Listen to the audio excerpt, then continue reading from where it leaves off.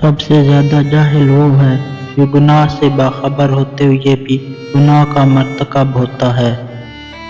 جب لوگ تمہیں تکلیف میں اکیلا چھوڑ دیں، جان لو کہ اللہ تمہارے کام کا ذمہ خود لینا چاہتا ہے۔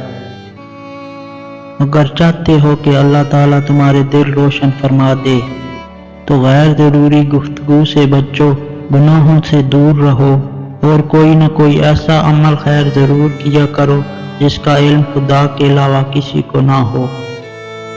جس پر دنیا کی محبت غالب ہوتی ہے وہ اہل دنیا کا غلام بن جاتا ہے۔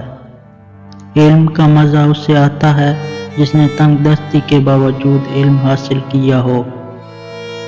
لوگوں کے عیبوں سے اس طرح غافل ہو جاؤ جیسے سوتے وقت تم دنیا سے غافل ہو جاتے ہو۔